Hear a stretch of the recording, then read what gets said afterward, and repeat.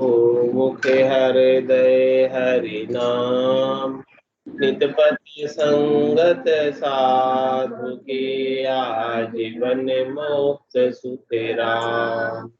अणधे पद पर दास के दायक सत्य गरुराम। अनंत कोटि जन सहाय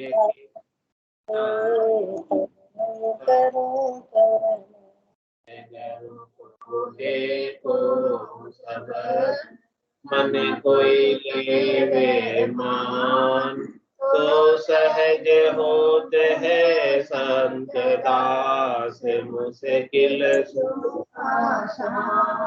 भक्ति भक्त भगवंत गुरु, चतुर नाम बपुए के जिनके पद रज परसता नासत विघ्न अनेक, सब धरती कागद करम, सब वन कलम कटाय सात समुद्र शाई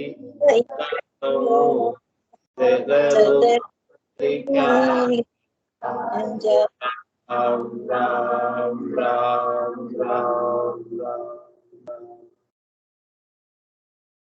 आप सभी के परमात्मा के पावन करने अनंत श्री सतगुरु सुखराम जी महाराज की 8वीं वाणी।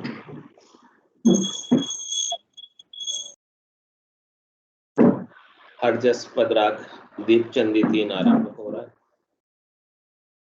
महाराज फरमा रहे हैं, पांडे पाखंड काय चलावो, पांडे पाखंड काय चलावो, सत शब्द बिना मुकत न होवे, केवल हुनर लाओ, सत शब्द बिना मुकत न होवे, केवल हुनर लाभो। पांडे पाखंड काय चलावो, पांडे पाखंड काय चलावो, एक ही ब्रह्म और नहीं कोई, तुम दुबेद्या बतलाई, एक ही ब्रह्म और नहीं कोई, तुम दुबेद्या बतलाई, मैं पूछूं तू ज्ञान विचारे, भिन्न कहाँ से आए, मैं पूछूं तू ज्ञान विचारे, भिन्न कहाँ से आई, वो पांडे पाखंड काय चलावो, वो पांडे पाखंड काय चलावो, काया कष्ट करो बहु भांति, चौका नीत लगावो, काया कष्ट करो बहु भांति, चौका नीत लगावो, अन्न बिना जो भूख जावे, तो नाम बिना गत पावो, अन्न बिना जो भूख जावे, तो नाम बिना गत पावो, पांडे पाखंड काय चलावो, पांडे काय चलाओ, कर सो बाढ़ करे बहु गाड़ी, खेत बीज बिन बावो, कर सो बाढ़ करे बहु गाड़ी, खेत बीज बिन बावो, जे घर कोठा भरे अनाज सो, तो मोख नाम बिन जावो, जे घर कोठा भरे अनाज सो, तो मोख नाम बिन जावो, पांडे पाखंड काय चलावो भांडे, पाखंड काय चलावो। गहनों पैर सेज सिणगारी, सजे सकल विध सारी। गहनों पहर सेज श्रृंगारी, सजे सकल विध सारी। नाम बिना क्रिया क्यों करनी, बिना पुरुष की नारी। नाम बिना क्रिया क्यों करनी, बिना पुरुष की नारी। वो पांडे पाखंड काय चलावो, वो पांडे पाखंड काय चलावो। विधि आचार सकल लेकिना, तह का रूप कहावे। विधि आचार सकल लेकिना, तह का रूप कहावे। जन सुख राम जीव को संगी, नाम संत जन गावे। जन सुख राम जीव को संगी, नाम संत जन गावे। वो पांडे पाखंड काय चलावो, वो पांडे पाखंड काय चलावो। सत शब्द बिना मुकत न होवे, केवल हुनर लावो।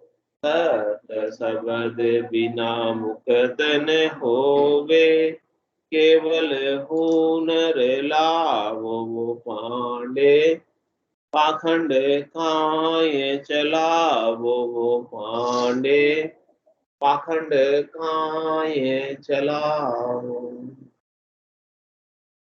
महाराज पंडितों से कह रहे कि आप पाखंड क्यों करते, कह रहे पेट भरण के कारण पाखंड चलाए हो जाए। पेट भरने के लिए, अपनी जीविका चलाने के लिए अनेक प्रकार के भ्रम लोगों में डाल देते। या ऐसा करो ऐसा हो जाएगा, ये दान करो, ये दक्षिणा करो, ये सेवा करो, ये पूजा करो, अनेक प्रकार की बातें बताते हैं। महाराज फरमाने की वो सब बातें बताकर कहते हैं कि आपका मोक्ष हो जाएगा, आपका कल्याण हो जाएगा। लेकिन महाराज कह रहे हैं सत्य शब्द बिना मुकत न हो। जब तक आपको सत्य का शब्द हाथ नहीं लगेगा, तब तक ये जीवात्मा जन्म मरण से मुक्त नहीं हो सकती। मुक्त करने के लिए तो केवल सत्य का शब्द ही है, और सत्य के शब्द का भेद पंडितों के पास नहीं, ज्ञानियों के पास नहीं, विद्वानों के पास नहीं। 52 अक्षरों के जितने भी ज्ञानी हैं उनके पास इसका भेद है, क्योंकि ये भेद 52 अक्षरों में आता ही नहीं, किसी शास्त्र में लिखा हुआ नहीं। रामदास तो महाराज पंडितों से कह रहे हैं कि आप लोगों को क्यों भरमाते हैं। इस सत शब्द की हुनर को, केवल ज्ञान की हुनर को आप लेकर आओ, वो हुनर बताओ। ऐसा हुनर बताओगे तो निज नाम जागृत हो। ऐसे हुनर के बिना आप कितने उपाय कर, करोड़ जतन लख जापता, 5 बस नहीं हो, लिव ला गया सुखराम के, सहजे सब बस हो। करोड़ों ही जतन करो, लाख जापते करो, लेकिन जो 5 ही इंद्रियां हैं, 5 ज्ञानेंद्रिया है, 5 कर्मेंद्रिया है, 5 विषय शक्ति है, 5 प्रकृति है, ये सब बस में नहीं, ये सब अपर्बल है, भारी है।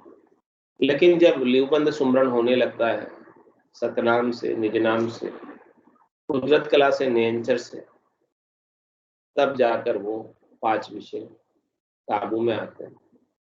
उनको काबू में करने की क्षमता, ताकत नाम और निज नाम में है, हमारे अंदर नहीं।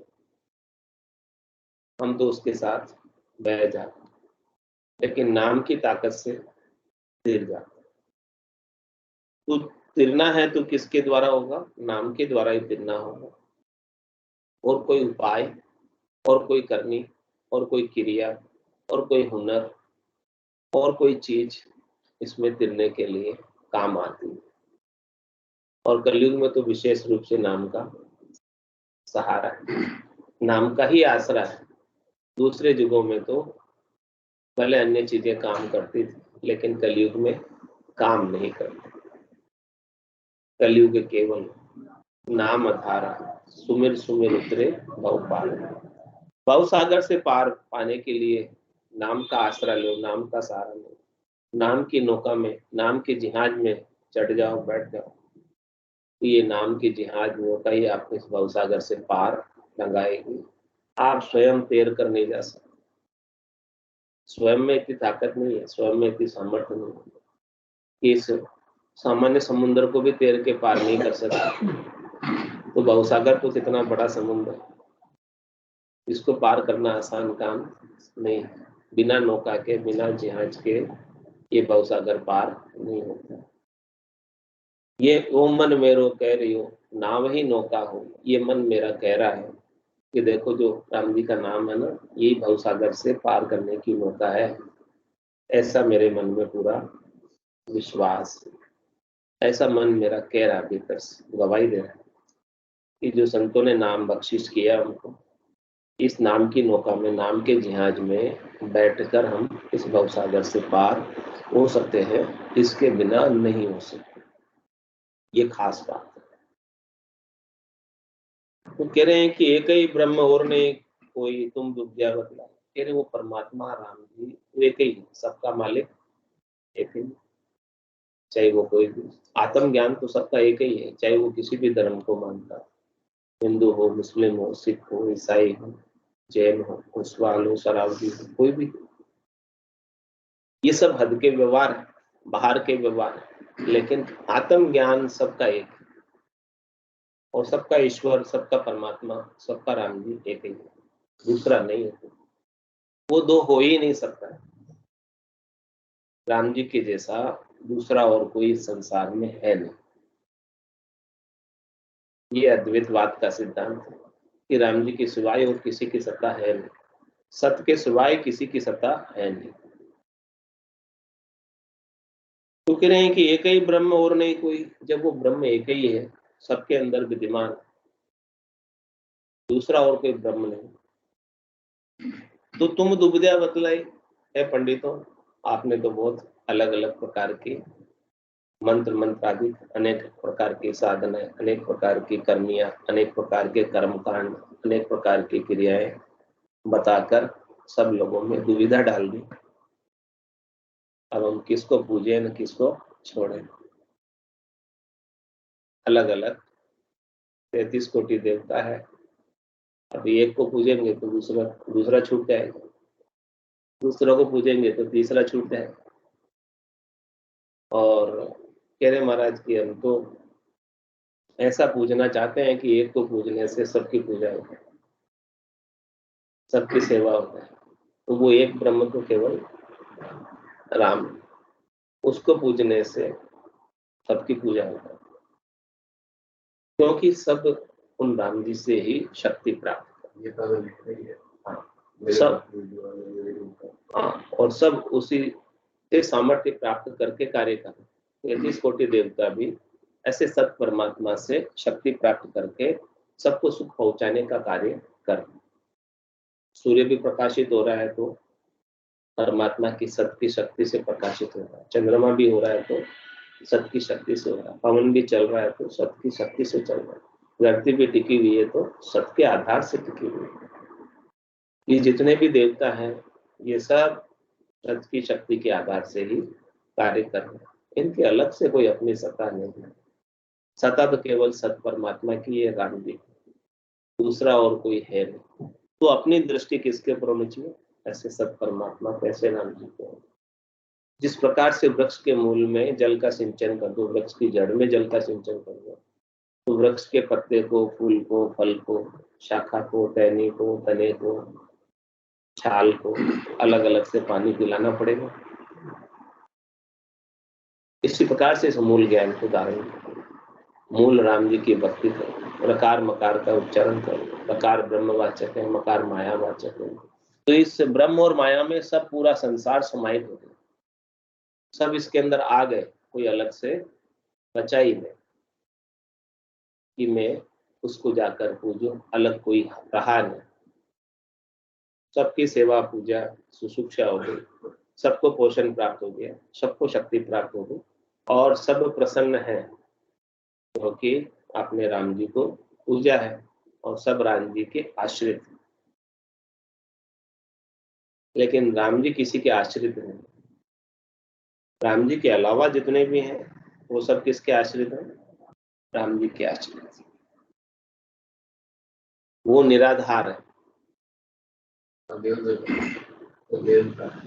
राम जी निराधार है, उनके किसी का आधार नहीं है और वो अजन्मे है, अजोनी है, निरंजन है, निराकार है। ऐसे वो राम जी जो कल भी थे, आज भी है, कल भी रहेंगे। ये सृष्टि कितनी बार रचना में आ जाती है, कितनी बार महाप्रलय में चली जाती है, फिर भी वो राम जी वैसे के वैसे स्थिर बने रहते, उनको कोई फर्क नहीं पड़ता, उनको कोई असर नहीं होता। तो ऐसे ब्रह्म को बुलाकर आप हमें माया में लगा रहे हो, हे पंडित, माया के सुखों की प्राप्ति में हमें उलझा रहे हो। तो हम तो यही माया के सुखों में ही उलझ कर राम जी को भूले ही जाएंगे, असली राम जी को, सतराम जी को तो हम भूल ही जाएंगे और सब माया से सुखान्वित होने का ही उपाय करेंगे, वही प्रयास करेंगे। तो परम धाम में तो कभी पहुंच ही नहीं पाएंगे, इस तीन लोक के फेरे में ही भटकते रहेंगे। तीन लोक का फेरा होई, गाणी बेल फिरे जो सोई, चार वेद की त्रिगुण माया, लख 84 ये त्रिगुणात्मक माया में इस प्रकार से 84 लाख जीव बंधे हुए हैं, वैसे हम भी बंधे रहेंगे। इनसे सुख लेने की इच्छा जब तक रखेंगे तब तक बंधन से मुक्त हो नहीं सकते। इसलिए महाराज ने कहा कि तीन लोक सु भया उदासी, जैजन अमर लोक का वास। आपको चौथे लोक का, राम जी के लोक का, संतों के देश का, रामजनों के देश का साम्राज्य प्राप्त करना है, सुख विलास प्राप्त करना है, लील विलास आनंद प्राप्त करना है, तो तीन लोगों के क्षणिक नासमान तुच्छ सुखों को छोड़ो। त्रिलोकी के जितने सुख हैं उनसे जब तक सुखान्वित होते रहोगे तब तक इस त्रिलोकी में जन्म और मरण जारी रहे। जब तक सुख लेने की वासना अपने अंदर रहती है, इच्छा रहती है, आशा रहती है, तृष्णा रहती है, मनोरथ रहता है, मनोकामना रहती है, संकल्प रहता है, विकल्प रहता है हमारे पास कि हमको ये सुख चाहिए, उस वासना को लेकर ये जीव फिर से जन्म को प्राप्त होता है। अंत काल में होती वासना, जहां में वासा पाया, कै सुखराम वासना ऊपर कर सवारी। ये जीव क्या करता, वासना पे सवारी करके आ जाता। वासना उसके लिए घोड़े का कार्य करती है, उसके ऊपर बैठ के जीव शरीर धर के आ जाता। तो महाराज कह रहे हैं कि जीते जी आपकी सारी वासनाएं, इच्छाएं, आशाएं, तृष्णाएं, मनोरथ, मनोकामना, संकल्प, विकल्प सब मिट जाने चाहिए, ठहर जाने चाहिए, स्थिर हो जाने चाहिए। कोई इच्छा रहे ही नहीं, कोई चाहना रहे ही नहीं। ये सब किसकी है? मन की है। और आपको इस मन से अलग होना, न्यारा होना। मन को मार मरेगा सो परम धाम में वासा। जो मन के साथ लगा रहेगा वो मनमुखी है, जो सदगुरु के वचनों के साथ लगा रहेगा वो गुरुमुखी। अब अपने को डिसाइड करना है कि गुरुमुखी होना है, मनमुखी। जब तक मनमुखी रहोगे तब तक जन्म मरण जारी है। जिस दिन गुरुमुखी हो गए उस दिन गुरुपद देश की प्राप्ति हो गई, फिर जन्म मरण में नहीं आओगे। तो कह रहे वो एक ही ब्रह्म और नहीं कोई तुम दुविधा बतलाए। तुमने तीन लोगों के सुखों में उलझा कर ऐसी दुविधा में डाल दिया कि जीव सच्चे परमात्मा सतराम जी को भूल गया। भूल भुलैया। हाँ ये तो, हाँ ये भूल भुलैया के अंदर उलझ गया। हाँ, कभी क्या उपाय करता है, कभी क्या उपाय करता है, कभी क्या उपाय करता है, अलग अलग प्रकार के अनेक सुखों के उपाय हैं। उन सब सुखों के उपाय में लगा हुआ है। देवता बना दिया तो इसका हाथ धो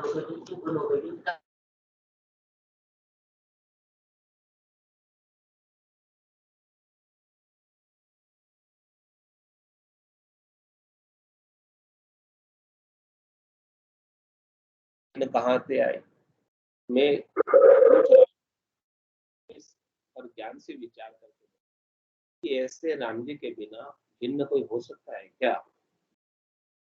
क्या सूर्य के बिना किरण हो सकती है क्या? क्या जल के बिना लहर हो सकती है क्या? क्या सोने के बिना आभूषण हो सकता है क्या? आभूषण तो भिन्न भिन्न बने हुए, लेकिन लेकिन उनके मूल में क्या है? वैल्यू किसकी है? आभूषण की थोड़ी वैल्यू। हाँ, तो तुमने तो सारे आभूषणों पे लगा दिया हमको, ऊपर के हद के व्यवहारों पे लगा दिया, और व्यवहारों पे लगाकर हमें उलझा दिया। इसलिए हमको तो मूल चीज पे ध्यान दो। मूल वस्तु, इसमें स्वर्ण कितना है, सोना कितना है, उसी के हिसाब से उस आभूषण की वैल्यू है। भले आभूषण कितना ही सुंदर बनाओ, उसमें सोना है नहीं, क्या वैल्यू उसकी? तो कह रहे हैं कि भिन्न कोई चीज हो नहीं सकती परमात्मा राम जी के बिना। सबके भीतर वो एक ही ब्रह्म है। जिस प्रकार से सभी आभूषणों के अंदर सोना है, जिस प्रकार से सभी लहरों के अंदर जल है, उसी प्रकार से सब प्राणियों के भीतर, सबके भीतर, सब देवताओं के भीतर, सब वस्तुओं के भीतर, सब व्यक्तियों के भीतर भी वो एक ही परमात्मा। तो आपकी दृष्टि किसके ऊपर होनी चाहिए? जो सबके भीतर एक तत्व मौजूद है, उसके ऊपर दृष्टि होनी चाहिए। यही आरती, यही पूजा, राम बिना दर्शन नहीं दूसरे। अब हमें तो सब में राम जी के ही दर्शन होते हैं, दूसरा कोई अब दिखता ही नहीं, क्योंकि है ही नहीं दूसरा, किसी की सत्ता है ही नहीं। सिया राम में सब जग जाने, करो प्रणाम जो रूप, सब जग ईश्वर रूप है, भलो बुरो नहीं को, जाकी जैसी भावना जैसो ही फल। ऐसी स्थिति को महाराज कह रहे हैं कि आपको प्राप्त होना है कि भिन्नता खो दो। वास्तव में भिन्नता है नहीं, लेकिन भिन्नता माइक प्रपंच से दिखती है, माया के प्रपंच से भिन्नता नजर आ रही है। भिन्नता है किसकी? माया की। कोई धनवान है तो अपन उसे सेठ कहते हैं, कोई गरीब है तो उसे गरीब कहते हैं।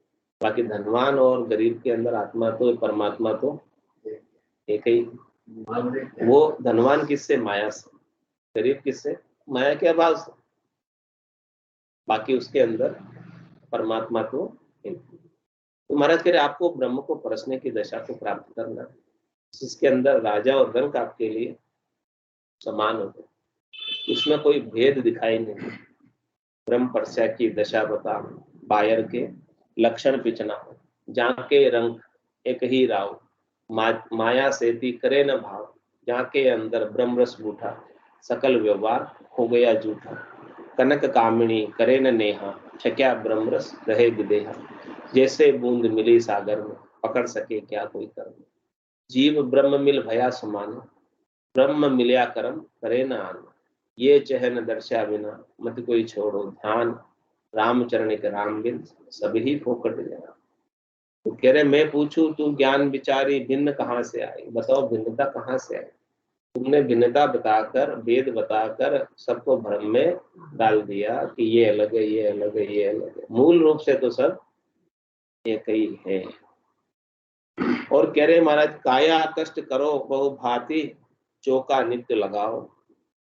काया को आप भिन्न भिन्न प्रकार के उपाय बताकर कष्ट देते हो, इंद्रियों का दमन करते हो, अनेक प्रकार के उपाय बताकर आप व्रत कराते हो, उपवास कराते हो, भूखा रखते हो, और नित्य जो है चौका भी कराते हो, चतराई भी रखाते हो, सब कराते हो। रखनी चाहिए, अच्छी बात है।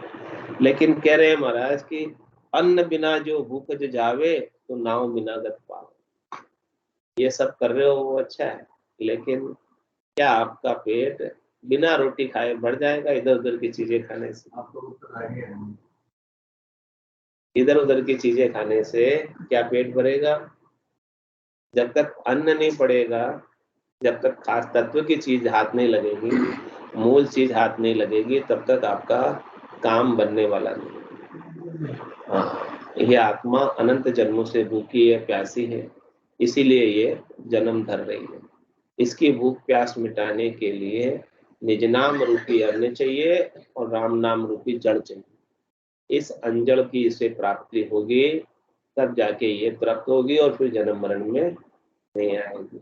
बाकी तो काया से आप कितने ही कुछ उपाय कर लो, प्रयास कर लो, कष्ट दे दो, इंद्रियों का दमन कर लो, कठोर तपस्या कर लो, पंच अग्नि में अपने आप को तपा लो, उल्टे लटक जाओ, जमीन में गड़ जाओ, हवा में उड़ जाओ, कुछ भी कर लो, विद्याई सिद्धाई दिखा दो, करामात करतूत दिखा दो, अणिमा महिमा गरिमा लंगिमा प्राप्ति प्राज्ञा में शित्व वशित्व, कितनी प्रकार की सिद्धियां हैं, वो भले आप सिद्ध बन जाओ सिद्धियां प्राप्त करके, उससे भी महाराज कह रहे कि आपकी भूख मिटने वाली नहीं। भूख तो निज नाम रूपी अन्न से मिटेगी और राम नाम रूपी जल से मिटेगी।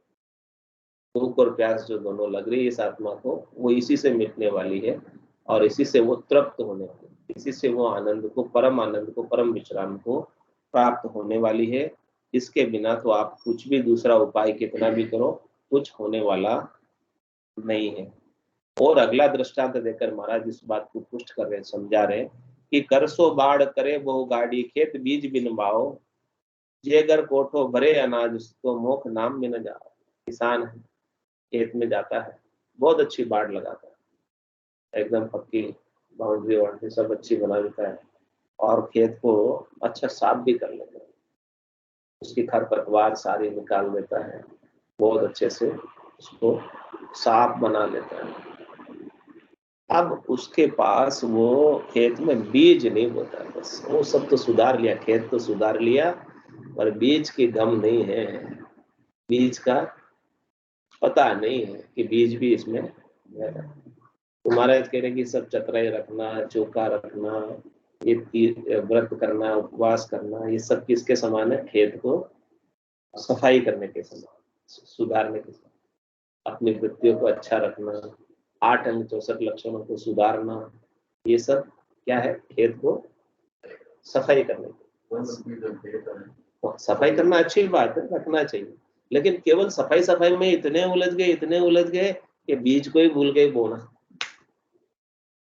अब बताओ, बिना बीज बोए वो खेत को साफ किया हुआ क्या काम है? सभी लोग अपने मन को शुद्ध करने में लगे रहते हैं, चित्त को शुद्ध करने में लगे रहते हैं, वृत्तियों को शुद्ध करने में लगे रहते हैं, इन सबको सुधारने में लगे रहते हैं। हाँ, खेत सुधारना है, खेत सुधारना अच्छा है, करना भी चाहिए, लेकिन बीज तो वो भाई, नर्तन खेत नामकरण निपजे, मोती फूल का बाया, निपजी साक साक फल फूली, बर गाड़ा कर लाया, आज अषाढ़ चाम सोमणी, समझ बीज नहीं बायो, अंतकाल काती को परसों भजन बिना किसका है। अरे भाई, बीज नहीं बोओगे ये नर्तन रूपी खेत में, राम नाम का बीज नहीं बोओगे, तो गाड़ा भर के आनंद आने वाला नहीं है। मारे तो आनंद भयो धर्म, सातो यन्न नीपजा भारी, साख हेल दे आए। अब कोई आनंद जांचे मोकू, तो गाड़ा भर दूंगा, जिसके भंडार होगा वही तो भर के देगा। आनंद जिसके भीतर भरपूर होगा वही तो बांट पाएगा, जिसके पास जो चीज है वो बांटेगा, जिसके पास दुख है तो दुख बांटेगा, जिसके पास सुख है तो सुख बांटेगा, जिसके पास आनंद है तो आनंद बांटेगा। तो महाराज कह रही है कि मेरे पास तो भीतर में इतना आनंद है कि जो भी कोई आए मेरे संपर्क में, कोई आके मुझसे मांगे, तो मैं तो गाड़ा भर भर के सबको आनंद दूं, गाड़ा भर भर के आनंद दूं। हमारे तो आनंद की फसल 7 प्रकार से, सातों ही अन्न हमारे खूब निपजे हुए। कह रहे करसो बाढ़ करे वो गाड़ी, इस प्रकार से किसान खेत की बाढ़ को बहुत मजबूत कर ले, कोई उजाड़े जानवर उसमें घुस नहीं पाए। खेत को उजाड़े नहीं, लेकिन बीज ही नहीं है, उजाड़े तो नहीं उजाड़े तो क्या फर्क पड़े, बीज नहीं है, फसल ही नहीं है अंदर तो। हाँ, तो खेत बीज बिन बाओ, तो महाराज कह रहे जे घर कोठो भरे अनाज से, बिना बीज बोए क्या अनाज से कोठा घर में भर जाएगा? खेत से गाड़ी आएगी फसल की? तो महाराज कह रहे तो मोख नाम मिल जाओ, यदि आ जाती हो बिना बीज बाए फसल घर पे, तो आप बिना राम जी के नाम के, बिना निज नाम के मोक्ष में जा सकते, यदि आती हो तो। नहीं आती है तो नहीं जा सकते। दृष्टांत के द्वारा समझा दिया कि आप बाहर की करनी क्रिया उपाय भले कितने भी करो, वो सब खेत सुधारने के समान हो, लेकिन बीज जरूर हो। खेत सुधारो लेकिन बीज तो उसमें वो, बीज की गम नहीं होगी तो काम होगा नहीं। और आगे महाराज दृष्टांत के द्वारा पुष्ट कर रहे इसी बात को। गहणों पैर सेज श्रृंगारी, सजे सकल विद सारी। कह रहे महाराज की नारी स्त्री बहुत अच्छे सुंदर सुंदर गहने पहनती है, बहुत अच्छे अच्छे वस्त्र पहनती है, श्रृंगार 16 प्रकार के करती है, और सेज पर जाती है। और लेकिन कह रहे महाराज नाम बिना क्रिया यूं करनी, बिना पुरुष की। अब उसका पति तो नहीं है, पुरुष तो नहीं है, अब सारा 16 श्रृंगार किए हुए हैं, गहने पहने हुए हैं, कपड़े भी अच्छे सुंदर पहने हुए हैं, तो बोलो क्या लाभ मिलने वाला है? कुछ फायदा होने वाला है? कुछ सुख मिलने वाला है? तेज का सुख ले सकती है? नहीं ले सकती। इसी प्रकार से महाराज फरमा रहे हैं कि राम जी के नाम और निज नाम के बिना जितनी भी करनी है वो सब बाहर की है। उन सब बाहर की क्रिया से, बाहर की करनी से, बाहर के उपायों से आपको कुछ हाथ आने वाला नहीं, कुछ फायदा मिलने वाला नहीं। फायदा जब ही मिलेगा जब आपको पतिस्वरूप परमात्मा प्राप्त होंगे इस आत्म सुंदरी, वो निज नाम के रूप में प्राप्त होते हैं इस आत्म सुंदरी। नेंचर खांडो सुनो, नाम ब्रह्म को कहने को, सो नेंचर दे मुझ दाई, सदगुरु भेजा या जुगमा, आत्म अंश जाय के लियाओ पार ब्रह्म के लोक पर। ये नेंचर रूपी खांडे, नेंचर रूपी पुरुष से इस आत्म सुंदरी को परनाने के लिए सदगुरु ने गुरुपद देश से ऐसा भेजा है मेरे पास, और इसको बेचकर इनके संग परना कर सब आत्म सुंदरियों को परमात्मा के देश में लेकर आओ। तभी वो वहां जाकर सेज रमेगी, आनंद मनाएगी, खुश रहेगी, आनंद में अवस्थित रहेगी। चाहे वो स्त्री की आत्मा हो, चाहे पुरुष की आत्मा हो, आत्मा ये सब स्त्रीलिंग है। पुरुष केवल परमात्मा है, पुरुष केवल निज नाम है, सतनाम है, कुदरत कला नेचर है, बाकी सब स्त्रियां सब आत्मा है। और आत्मा मिलेगी तो अपने पति में मिलेगी। तो पति स्वरूप परमात्मा के अंदर इस प्रकार से महाराज कह रहे हैं कि नाम के आधार से मिल पाएगी। और कह रहे महाराज आगे और समझा रहे इसी बात को पुष्ट कर रहे कि विधि आचार सकल ले की ना, आचार विचार तो बहुत शुद्ध कर लिए, 8 अंग 64 लक्षण भी बहुत अच्छे सुधार लिए, सब प्रकार की विधियां भी जानते हैं इनको सुधारने की, सब प्रकार के मंत्र मंत्रादीप भी जानते हैं, सभी प्रकार के वेदों का भी ज्ञान है, पुराणों का भी ज्ञान है, शास्त्रों का भी ज्ञान है, व्याकरण का भी ज्ञान है, संस्कृत भी बहुत अच्छी जानते हैं। तो महाराज कह रहे हैं कि ये तो सारे जो है ना आचार विचार जो आप करते हो वो सब देह का रूप कहा, वो किसका है सब, उसका रिलेशन किससे है? देह से रिलेशन है उसका। स्थूल शरीर से रिलेशन है कि आपने स्थूल शरीर के ऊपर अच्छा अच्छा क्या सुंदर वस्त्र धारण किए हैं, कैसा आपने देह का रूप बनाया है, वो सब आचार विचार जो बाहर की चतराई रखी है, चौका रखा है, साफ सफाई रखी है, वो किसको सुख पहुंचाएगी? देही को सुख पहुंचाएगी, वो देही के लिए सब। और आपने चित्त की वृत्तियां सुधारी, आपने मन की वृत्तियां सुधारी, आपने बुद्धि को शार्प किया, बुद्धि को अच्छा बनाया, तो वो किसको सुख पहुंचाएंगे? आपके सूक्ष्म शरीर को सुख पहुंचाएंगे। वो सारी क्रिया किसकी है? मन की, बुद्धि की, चित्त की, सब सूक्ष्म शरीर की क्रिया है। लेकिन आप स्थूल शरीर से भी अलग हो और सूक्ष्म शरीर से भी अलग। ना आप स्थूल शरीर हो, ना आप सूक्ष्म शरीर हो, और ना आप कारण शरीर हो। आप एक शुद्ध चेतन आत्मा, ईश्वर अंश जीव अविनाशी, चेतन अमल सहज सुख राशि। आप ईश्वर के अंश हैं, चेतन है, अमल है, सहज सहज में सुख की राशि है। ये कारण शरीर, सूक्ष्म शरीर, स्थूल शरीर, ये तो आपने ऊपर कपड़े पहन रखे, आवरण होते, तो इनकी करनी, इनकी क्रिया तो सब देह का रूप है। देह को, रूप को सजाना है। महाराज के इस देह के रूप को आप भले कितना ही संवार लो, कितना ही सजा लो, एक दिन तो ये देह मिट्टी में मिलनी ही मिलनी है। इसके देह के रूप को कितना भी सजाने से, संवारने से, देह की कितनी भी क्रिया करने से इस आत्मा को कुछ मिलेगा क्या? ये कुछ, आत्मा को कुछ नहीं मिलेगा देह के रूप को संवारने से, सजाने से। आत्मा को तो जब परमात्मा का नाम नहीं मिले, निज नाम नहीं मिले, तब तक कोई फायदा नहीं। तो विधि आचार सकल ले की ना, सब कर दिया। तो ये तो कह रहे महाराज आपने देह का कार्य किया, देह का रूप कहा। जन सुखराम जीव को संगी, नाम संत जन गाओ। जीव का संगी कौन है? क्या ये देह है आपकी संगी रहेगी हमेशा? इस देह का संयोग जो आपको मिला है, क्या इसका वियोग नहीं होगा? जिस चीज का संयोग हुआ है उस चीज का वियोग अवश्य संभावित है।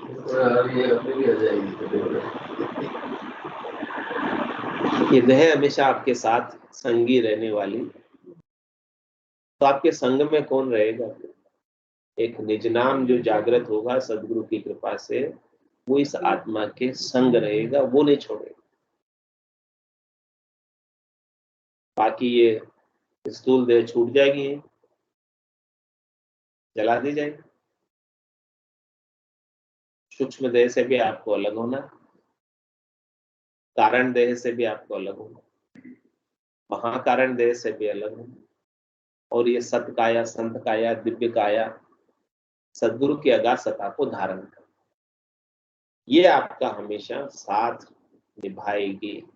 तो कह रहे कि जन सुखराम जीव को संगी, इस जीवात्मा का संगी नाम है, निज नाम है। ये सब बात संतजन गाते हैं। तो इस संतों की ये बात को अपने को शिरोधारी करके अपने को, अपनी आत्मा का कल्याण इस निज नाम के संग लगकर कर ले। बोलो राम सतगुरु देव जी महाराज, दिव्य हो परम दयाल सतगुरु सुखराम जी महाराज में, दिव्य हो अनंत श्री सतगुरु सुखराम जी महाराज, ज्ञान सत्स्वरूप भगवान केवली भगवंता ने, जीवा कारण जहाज ने, के मालिका ने, अनंत कोटि संतान में, राम सभा में राम राम सा राम सा राम राम राम राम राम राम राम राम सा राम राम सा। सब संतान है, सत्संज्ञान है। राम राम राम राम राम।